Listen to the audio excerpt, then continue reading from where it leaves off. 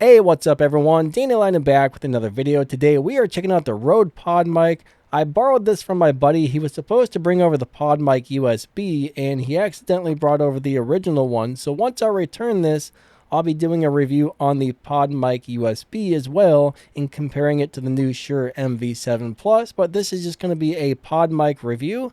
Yeah, let's see how this one sounds. I haven't heard this microphone on my voice for a long time, so I'm going to stop this and play it back and listen to it. Now, if you're interested in picking up one of these bad boys right here, there's going to be a link in the video's description and the pinned comment that takes you to a YouTube shop. No, a Amazon shop where you can get this and a lot of other awesome stuff. So check that out, and yeah, back to the video. So I've never really loved this microphone, but it does sound pretty nice. There's a lot of mids and highs, but I feel like it's kind of lacking in the low end. If we get right up on top of it and test out the proximity effect, let's find out how much low end we actually have. Do we sound like Johnny Cash, or do we just sound like we're talking into a regular mic? But I mean, we're like half an inch, maybe a quarter inch away from the microphone right now. And that is the proximity effect. So if we back up from this bad boy, now we're pretty far away. So we're getting a little closer. Check 1 2 1 2. Check 1 2 1 2. So that's how it sounds from a couple of different distances right about there. And let's go ahead and test the off-axis noise rejection. This is how the microphone sounds directly in front of my face. So let's spin this. Check 1 2. Can you hear me? Check 1 2. We're spinning the microphone around, and now it's about 90 degrees. And we're going to go ahead and spin it backwards. Check 1 2 1 2. Check 1 2. The microphone is now backwards. And we're going to go ahead and spin it back around again. And now we're back onto the front of the microphone. And now it's right in front of my face again. So that is the off-axis noise rejection test. There we go. Now we're going to test for sibilance, which are those harsh S sounds, and Plosive, where the microphone pops when you say your P. So Sally sells seashells down by the seashore. And Peter Piper picked a pack of peppers. Peter Piper picked a pack of peppers. We're saying those P's right into the front, and it doesn't seem like it's popping too bad. And Sally sells seashells. Sally sells seashells. And I'm going to have to listen to that back to see if the S's were harsh or not. So I'll be right back to let you know. To tell you the truth, the sibilance wasn't too bad. The pulses weren't bad at all. It does a pretty good job of both of those, actually. It's not popping like crazy. The S's didn't sound very harsh. So yeah, I think they've done an overall good job on making this microphone. I mean, it's built like a freaking tank. It's heavy as heck. I mean, this thing probably weighs like 3 pounds, I'm just guessing, but it's really dang heavy. It's a monster of a mic. It's small. Like the size will fool you when you look at the weight, because man, it is a little tank. Now, I am way too lazy to move the camera, so we're going to bring it way down here, and we're going to do a keyboard test. So I'm going to start clacking on the keyboard. How much of the keyboard sounds do you hear? Check 1 2. Do you hear the keyboard? Is it loud? Is it not? We are typing on a pretty loud mechanical keyboard, and I'm sorry that I'm all the way down at the bottom of the screen, but like I said, I am too lazy to move the camera from point A to point B, because that's kind of a big old pain in the buttocks, and I wasn't thinking that I was going to have to do this. But that is the keyboard noise rejection test. So yeah, that is it. There we go. Ba-bam. All right, so now we're going to do a resonance test. We're going to tap on the boom arm and see if we hear any ringing or unwanted sound. So let's go ahead and tap on this bad boy. We're hearing a little bit of resonance, but nothing too crazy. So that's really not all that bad. That's very, very acceptable, to tell you the truth. So yeah, that's not horrible. I'll take it. I'll take it. So let me go ahead and tap on the desk really quick. And if I'm tapping on the desk like so, can you hear me tapping? Can you hear me tapping? Can you hear me? Can you hear me? Can you hear me tapping? All right, that was lame, but that's what I said. So yeah, there is our tap test, and the resonance is not all that bad on this one, which is great. All right, so let's go ahead and do a quick singing test. So I'm going down, down, baby, your street in a Range Rover, street sweeper, baby, cocked ready to let it go, shimmy, shimmy, cocoa, what? Listen to it loud, light it up and take a puff, pass it to me now. I'm going to Jackson, I'm gonna mess around. I'm going to Jackson, watch out Jackson Town. Said Molly to James, my hat's off to you.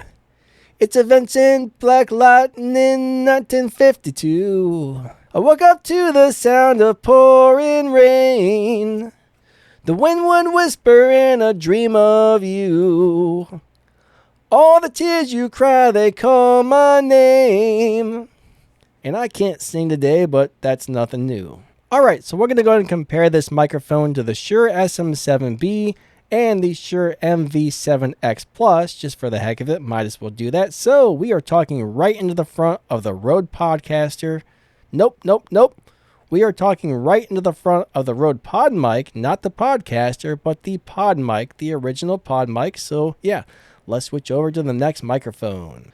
Now I'm talking right into the front of the Shure MV7 Plus. This one definitely has a very different sound, a lot more low end, a little bit less highs. Sounds a little bit warmer, a little bit fuller, and not quite as brittle, but hey, you might like the sound of one versus the other, but this is the Shure MV7 Plus, and let's go ahead and switch back to the Rode, and then we'll go check out the 7B or the SM7B after that. Now I'm talking back on the Rode Pod mic, so we're going to go ahead and play this one again just so you can hear it, and now let's switch to the next microphone, but this right here is the Rode Pod mic, and let's move on to the next microphone. Okay, so now I'm talking right into the front of the Shure SM7B, and this is the way the Shure SM7B sounds. It's definitely a much darker microphone. It sounds very different than the Pod mic in every single way, but hey, this is the Shure SM7B. You got to hear it right here first, or maybe last, I don't know, but let's switch back to the Rode Pod mic, and yeah, here we go, back to the Pod mic in 3, 2, 1. Now I'm talking back on the Rode Pod mic, so we're going to go ahead and play this one again just so you can hear it, and now let's switch to the next microphone, but this right here is the Rode Pod mic, and let's move on to the next microphone. And let's go ahead and throw in a bonus microphone. Right now we're talking right into the front of the Rode NT1 5th generation, so we got two Rode microphones, and yeah, this is the Rode NT1 5th generation. It's a great sounding microphone, probably way above its price point. Honestly, it sounds way better than what it cost. I like this microphone a lot, but let's go back to the Rode Pod mic. Now I'm talking back on the Rode Pod mic, so we're going to go ahead and play this one again just so you can hear it, and now let's switch to the next microphone, but this right here is the Rode Pod mic, and let's move on to the next microphone. And you know what? Why not? Let's just go ahead and throw in the Shure SM57. This is a legendary handheld microphone that sounds really darn good. And yeah, I like this one a lot. I like it. I like it. I like it a lot. I like it. I like it. I like it a lot. All right, so now we're back on the Rode Pod mic for the final thoughts. We're going to give you my final thoughts. So if you're somebody with a higher pitch voice, this may not be the microphone for you because I have an overall kind of deep voice, and I feel like this is bringing out all the high end that my voice is missing, but not really giving me much of the low end. So you're probably going to need to low EQ the lows a little bit because it's kind of lacking the lows, but that's not necessarily a bad thing depending on your voice. So if you're somebody with a deeper voice or a darker sounding voice, you might really like this microphone. If you're somebody with a higher pitched sounding voice, this may not be the best bet for you because it is kind of on the bright and, higher mid-rangey side, in my opinion. So I think it's a very well-built, very nice microphone. And honestly, most of the time when I hear this on other people's voices, I don't like the way it sounds, but I have more of a low mid-range focused voice. So this brings out some of the highs that I don't normally hear in my voice, and I actually think that sounds pretty good. Normally I gotta EQ these microphones to add in a lot of high end to get them the way I want them to sound. I mean, normally on my reviews we're not doing any kind of EQ or anything, so yeah.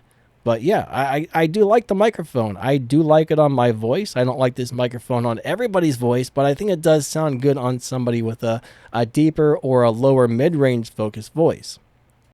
I mean, if you like the sound of this microphone, it's probably totally worth the $99. That is a good deal. It's hard to get a really nice microphone for $99, and this is a $99 mic. I mean, you really can't beat it, to tell you the truth.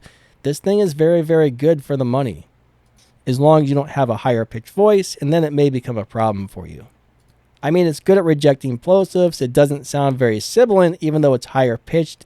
It's pretty detailed for what it is. It's got a lot of high-end detail, which can sound a little bit on the harsh or brittle side maybe, but for me it works. It works for me very well.